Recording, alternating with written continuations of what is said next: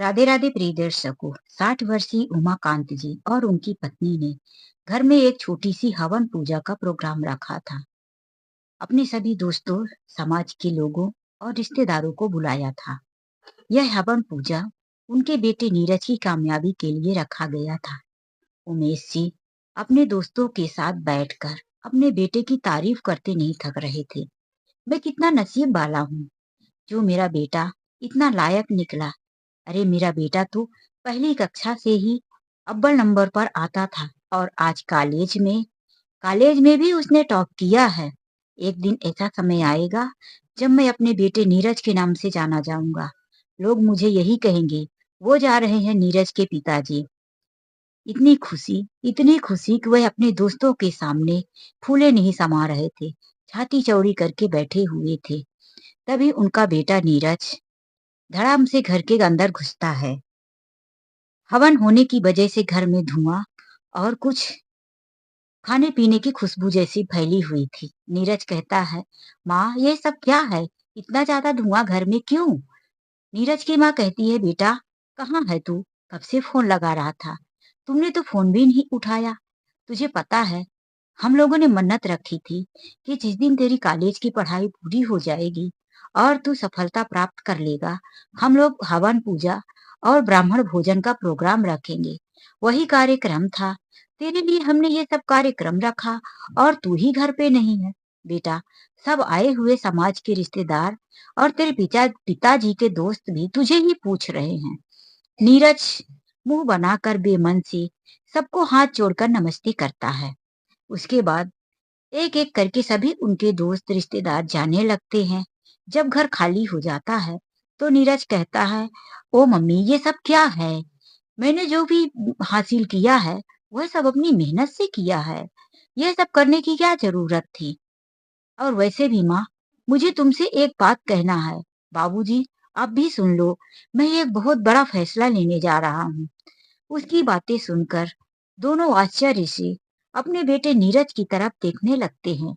तो नीरज कहता है, पिताजी मुझे एक अमेरिका से बहुत अच्छी नौकरी का ऑफर मिला है।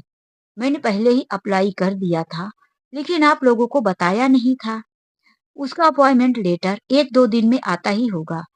पिताजी मुझे अमेरिका जाना पड़ेगा। यह अपने बेटे की बातें सुनकर उमेश जी और उनकी पत्नी बिल्कुल सन्नाटे में आ जाते हैं। सारी खुशियां गायब हो जाती है। कलेजे में पत्थर रखते हुए कहते हैं, बेटा तू ये क्या बोल रहा है? तू अमेरिका जाएगा? तू इतना अच्छा पढ़ लिख कर और अपने गांव में नौकरी कर सकता है। दरअसल ये लोग दिल्ली शहर से 4 घंटे की दूरी पर एक गांव में रहते थे। तो उमेश जी कहते हैं, बेटा तू दिल्ली शहर में नौकरी कर ले, 4 घंटे की दूरी पर है, आना जाना लगा रहेगा और नहीं रह सकता घर में, तो वहीं शहर में एक मकान किराए से लेकर हम तुम्हें वहीं रख देंगे। कभी हम आते जाते रहेंगे। इसके बाद जल्द ही हम एक अच्छी सी लड़की ढूंढकर तेरी शादी कर देंगे। तेरा घर गृहस्थी बस जाएगा। लेकिन बेटा तू अपने ही देश में काम ढूंढ ले। अमेरिका जाने की क्या जरूरत है? नीरज अपने पिताजी की बातें सुनकर गुस्से में आ जाता है। पिताजी मेरा तो बचपन से सपना था कि मैं विदेश जाऊं, खूब पैसे कमाऊं, बहुत बड़ा आदमी बनूं। लेकिन आप लोग इस तरह से मेरी कामयाबी को रोक रहे हैं। मुझे तो लगता है कि सारी उम्र मुझे इस छोटे से घर में और इस धुएं में ही मरना पड़ेगा। आप लोगों के चलते मेरा सपना पूरा नहीं होगा। वह गुस्सा होकर अपने कमरे में चला जाता है। लेकिन नीरज के पिताजी और उसकी माँ दोनों वहीं खड़े के खड़े रह जाते हैं। पति पत्नी दोनों एक दूसरे को देखते हैं। अभी पल भर में जो घर में खुशी गूंज रही थी वह गम में बदल चुकी थी। मेहमानों और ब्राह्मणों को भोजन कराने के चक्कर में उमेश जी की पत्नी अभी कुछ खाया भी नहीं था। लेकिन अब उनको भूख भी नहीं थी। लेकिन सन्नाटे को तोड़ते हुए उमेश जी ने कहा, अरे नीरज की माँ खड़ी क्यों है? जा नीरज के लिए खाना लेकर जा, वह भूखा होगा। नीरज की माँ एक थाली में सारा भोजन सजाकर अपने बेटे के लिए लेकर जाती है। तो नीरज कहता है, माँ मैं तो दोस्तों के साथ खाना खाकर आया हूँ। अब मैं सोने जा रहा हूँ माँ, मुझे थोड़ा जल्दी सोना है, कल सुबह मुझे दिल्ली जाना है। माँ थाली लेकर कमरे से बाहर आ जाती है। सुबह जल्दी उठकर जब वह घर के काम करने के बाद चाय बनाकर अपने बेटे के लिए लेकर जाती है, तो नीरज तैयार हो रहा होता है। नीरज की माँ पूछती है, बेटा दिल्ली किस काम से जा रहा है? नीरज कहता है, माँ मैंने वीजा बनवाने के लिए डॉक्यूमेंट्स दिए थे। मेरे दोस्त के पिताजी ऑफिस में वही काम करते हैं, इसीलिए मैं अपने दोस्त के घर जाकर जल्दी से हाथों हाथ बनवा कर आ जाता हूँ। जैसे ही हमारा अपॉइंटमेंट लेटर आएगा तो बिना देरी किए माँ मुझे जाना होगा। जब वो निकलने लगता है तो माँ कहती है, चाय तो पी ले बेटा। नहीं माँ, मुझे देर हो जाएगी। यह कहकर नीरज घर से निकल जाता है। दोनों पति पत्नी अब बहुत परेशान और दुखी हो जाते हैं। उनके सारे सपने चूर चूर हो जाते हैं। अब तक जो अपने बेटे की कामयाबी में खुश थे, अब वहीं नीरज के घर में दुख का माहौल छाया हुआ था। नीरज 4 घंटे सफर करने के बाद दिल्ली पहुंच जाता है। पहले वह अपने दोस्त प्रकाश के घर जाता है। प्रकाश से कहता है, प्रकाश चल जल्दी ऑफिस में तेरे पिताजी से मेरा काम करवा दे। प्रकाश अपनी कार में अपने दोस्त नीरज को लेकर ऑफिस पहुंच जाता है।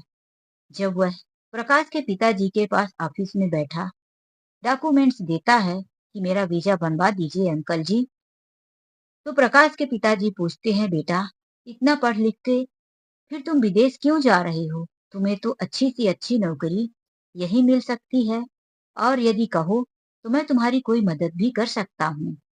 नहीं नहीं अंकल, मेरा सपना है कि मैं विदेश जाऊं और वहां से बहुत पैसे कमा कर आऊं।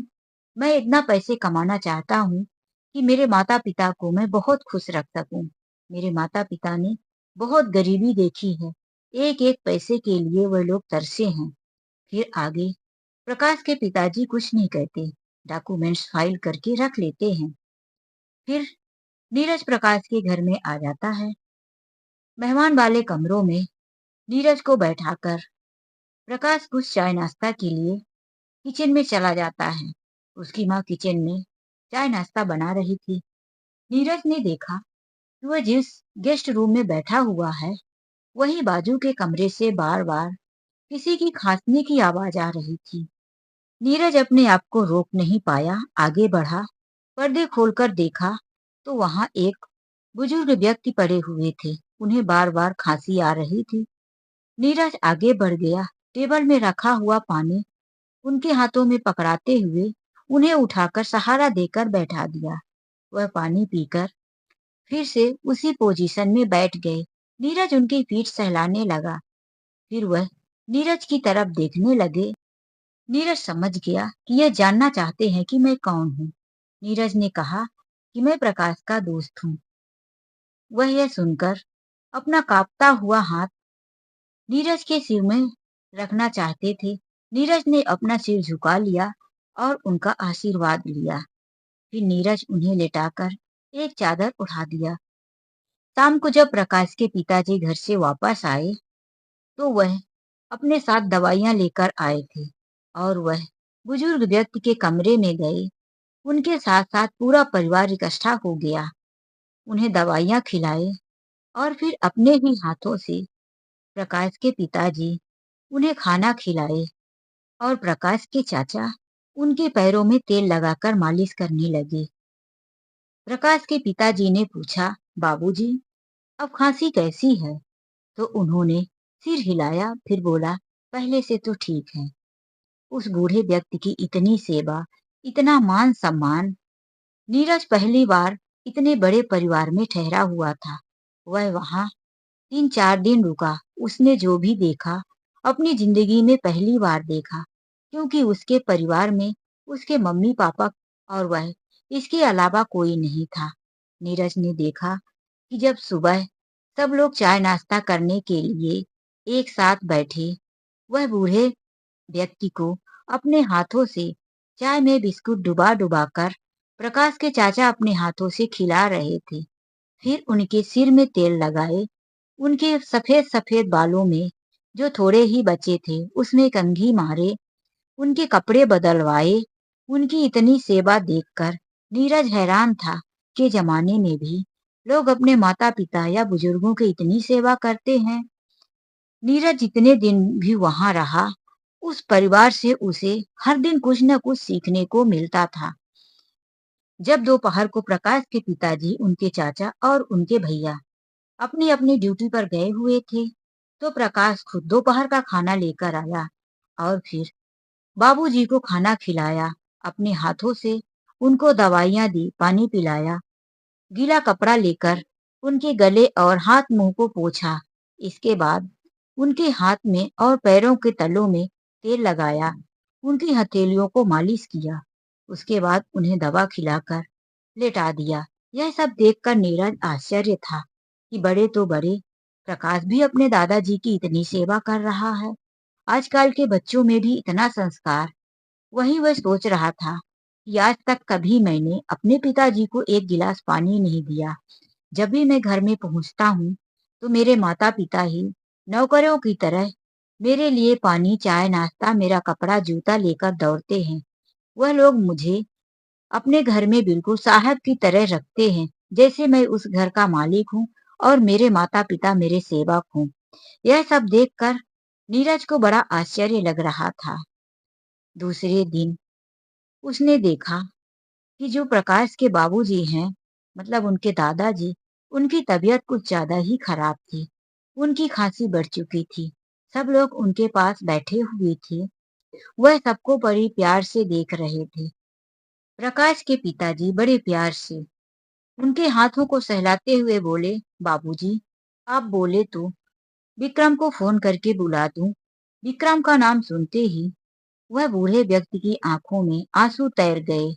वह छत की तरफ टकर टकर देखने लगे और फिर अपनी आंखों को बंद किए, तो उनकी आंखों से दोनों साइड से आंसू बह चले। फिर उन्होंने अपने हाथ को हिलाते हुए कहा, नहीं, कोई जरूरत नहीं है। तुम सब मेरे अपने हो ना, फिर किसी को बुलाने की क्या जरूरत है। फिर उन्होंने अपना हाथ कांपते हुए प्रकाश के पिताजी के सिर पर रख दिया।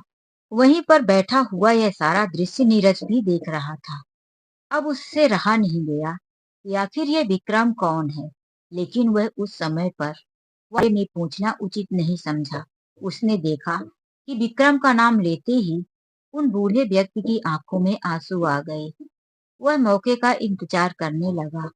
जब वह प्रकाश के साथ बाहर गया, तो उसने अपने दोस्त से पूछ ही दिया, प्रकाश, तेरे दादाजी विक्रम का नाम सुनकर रोने क्यों लगे थे? यह विक्रम कौन है?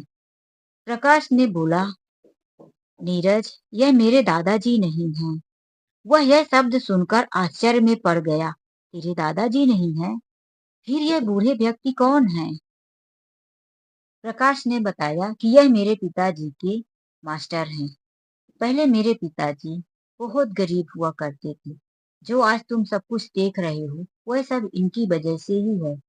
जब मेरे पिताजी बचपन में स्कूल जाया करते थे, तो ना उनके पास उनकी खुद की कॉपी होती थी, ना किताबें।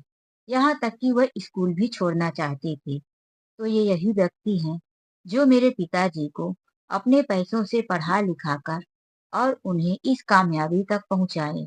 मेरे पिताजी तो पढ़ लिख कर अपने बिजनेस में लग गए, अपनी फैमिली के साथ। समय के साथ साथ सब कुछ भूल चुके थे। लेकिन एक दिन जब ये अंकल मेरे पिताजी की ऑफिस में तुम्हारी तरह ही अपना वीजा बनवाने आए और कहने लगे कि मेरा वीजा बना दो, यह कहकर मेरे पिताजी के पैरों में गिर पड़े। जब पापा उन्हें उठाए, तो उनके चेहरे को देखकर आश्चर्यचकित रह गए कि यह तो मेरे मास्टर जी हैं, मेरे गुरु हैं, लेकिन यह मेरे कदमों पर क्यों गिर रहे हैं। पापा उन्हें अपने ऑफिस में आराम से बिठाकर उनके बारे में सब जानना चाहे, तो फिर उन्होंने बताया कि मेरा बेटा विक्रम इतना पढ़ लिख कर होशियार हो गया है कि उसे अपने इंडिया में कहीं रहना उचित नहीं समझा और न ही यहाँ की उसे नौकरी पसंद आई। इसीलिए वह हम सबको छोड़कर अमेरिका चला गया। उन्होंने बताया कि पहले तो समय ठीक था, कभी कभी विक्रम फोन भी कर लिया करता था, लेकिन जब उनकी पत्नी भी इस दुनिया से चली गई, तो विक्रम अपने पिताजी को फ़ोन करना भी बंद कर दिया था। बेटा, मेरा वीज़ा बना दो ताकि मैं भी अमेरिका चला जाऊं। मैं अपने बेटे के पास ही रहूंगा। मेरा यहाँ कोई नहीं है। मेरे बेटे के सिवा मैं किसके पास जाऊं? आखिर बेटे से उम्मीद नहीं रखूं तो और किससे रखूं? मैंने अपनी सारी जिंदगी की कमाई लगाकर अपने बेटे को पढ़ा लिखा कर इतना होनहार बना दिया कि वह अब मुझे ही भूल गया है। इतना कहते कहते यह मास्टर जी रोने लगे थे। फिर मेरे पिताजी ने मास्टर जी के बेटे विक्रम से बात किया कि तुम्हारे पिताजी वीजा बनवाकर तुम्हारे पास आना चाहते हैं, तो क्या हम उन्हें यहाँ से भेजें? तो वहां से विक्रम ने कहा, अंकल, आप इतना जल्दी मत कीजिए। मैं कुछ ही दिनों के बाद इंडिया आ रहा हूँ और फिर मैं पिताजी को अपने साथ ही लेकर आऊंगा। आज 6 साल हो गया है। उसके बाद से ना उनके बेटे का फोन आया और ना ही उनका बेटा आया। उन्होंने बताया था कि उनका बेटा अमेरिका में ही शादी भी कर लिया है। तब से मास्टर जी हमारे साथ ही हैं और हम सब उन्हें बाबूजी कहकर बुलाते हैं क्योंकि वह हमारे पिता समान हैं। पापा कहते हैं कि आप चाहे हमारा सम्मान मत करो, लेकिन हमारे मास्टर जी को कभी अपमानित मत करना। अगर उनका अपमान हुआ तो यही समझ लेना कि हमारा अपमान हुआ। इसीलिए हम सब उन्हें अपने पिताजी से भी बढ़कर मानते हैं। हमारी फैमिली के लिए वह बहुत मायने रखते हैं। हम सब उन्हें कभी अकेला नहीं छोड़ते और हम चाहते भी नहीं कि उनका बेटा आए और उन्हें विदेश लेकर जाए। यह बातें सुनते सुनते नीरज की आंखों में आंसू आ गए थे। इधर प्रकाश बताते बताते भी रोने लगा था। इतना इमोशनल, इतना कोई किसी के लिए कैसे कर सकता है?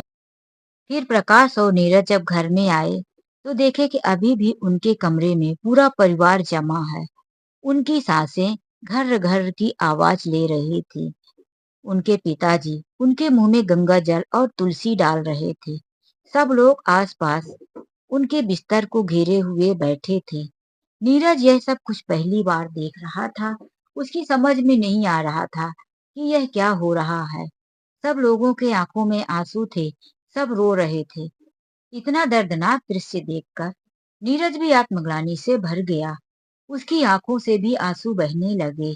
उसने देखा कि बाबूजी सबकी तरफ आंखें घुमा घुमा कर देख रहे हैं।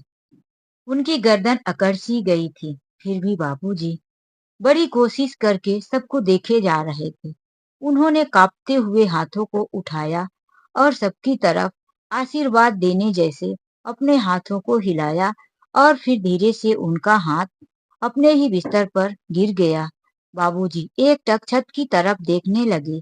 नीरज को कुछ समझ में नहीं आ रहा था, लेकिन वह घर रोने और चीख पुकार से भर गया। नीरज समझ गया कि बाबूजी अब इस दुनिया में नहीं रहे। इन 4 दिनों की मुलाकातों ने नीरज के दिल में भी बहुत प्यार और हमदर्दी भर दिया था। नीरज भी आज पहली बार किसी के लिए बहुत रोया। जब नीरज अंतिम क्रियाकर्म के लिए सबके साथ में गया तो वह देखकर आश्चर्य में पड़ गया। इतनी पब्लिक कि जैसे कोई सेलिब्रिटी आई हो। उसने तो पहली बार यह सब देखा, लेकिन वहां जितने भी लोग थे सब उनसे मान सम्मान और प्यार के रिश्ते में थे। वहां एक भी ऐसा व्यक्ति नहीं था जो मास्टर जी से खून के रिश्ते वाला हो। नीरज यह सब देखकर बहुत ही आत्मग्लानि से भरा हुआ था। जब उसने देखा कि मास्टर जी के चिता की आग धधक रही थी तो उसे अचानक से अपने पिताजी की याद आई।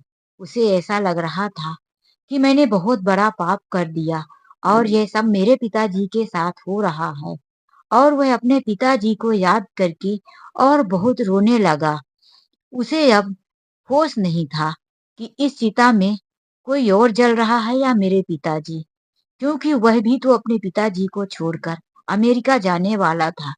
तो उससे ऐसा लग रहा था कि उसने बहुत बड़ा गुनाह कर दिया है। वह अमेरिका चला गया और वह अपने पिताजी को खो दिया और अपनी माँ को भी। इसीलिए वह बहुत रोया। उसके दोस्त प्रकाश ने उसे समझाते हुए कहा, अरे नीरज, मत रो इतना। तेरा तो 4 दिनों का साथ है।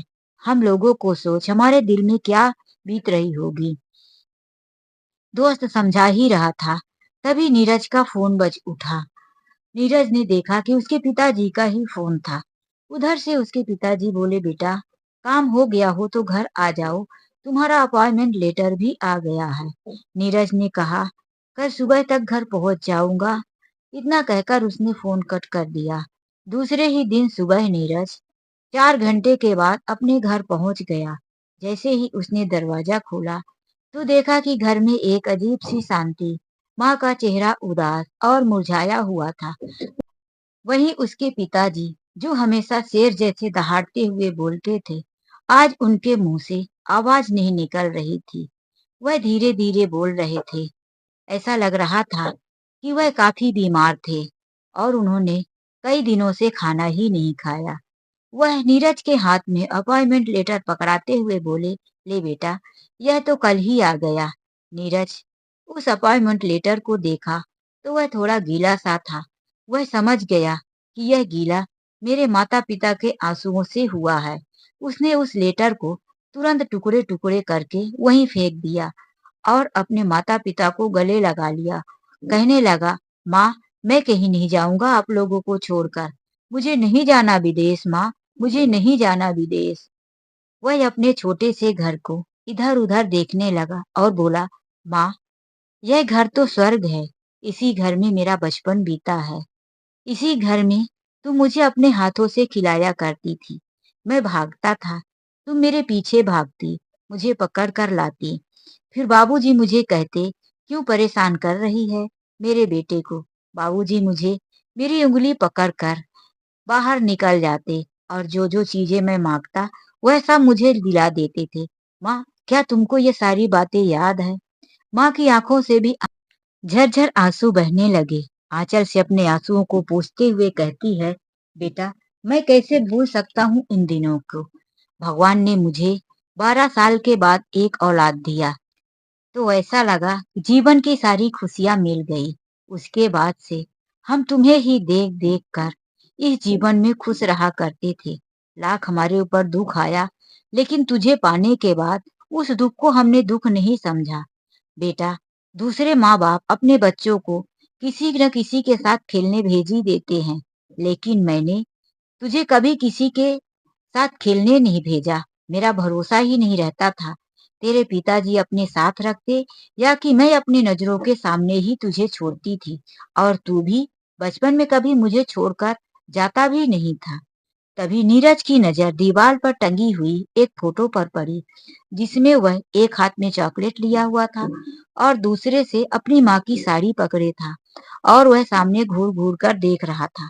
नीरज ने तुरंत उस फोटो को निकाला और बोला, माँ, इस फोटो में मैं किसे घूर रहा हूँ? माँ ने कहा, बेटा, तुम इस फोटो में कैमरामैन को घूर रहे थे। वह तुमसे तुम्हारी चॉकलेट मांग रहा था, इसीलिए। फिर वह अपनी माँ के गले लग गया और बोला, माँ, मैं कभी तुम लोगों को छोड़कर कहीं नहीं जाऊंगा। माता पिता दोनों की आंखों से आंसू बहे जा रहे थे, लेकिन अब यह आंसू खुशी के आंसू थे। तो दोस्तों, यह कहानी आप लोगों को कैसी लगी? और यह भी बताइए कि नीरज ने जो फैसला लिया अपने माता पिता को छोड़कर विदेश ना जाने का, तो यह फैसला उसका सही था या गलत? कमेंट में जरूर बताएं। तो चलिए मिलते हैं एक नई कहानी के साथ। आज के लिए बस इतना ही। राधे राधे, जय श्री कृष्णा। कहानी अच्छी लगी हो तो प्लीज लाइक कर दीजिए और चैनल में नए हैं, पहली बार आए हैं, तो जाने से पहले प्लीज सब्सक्राइब कर लीजिए। राधे राधे।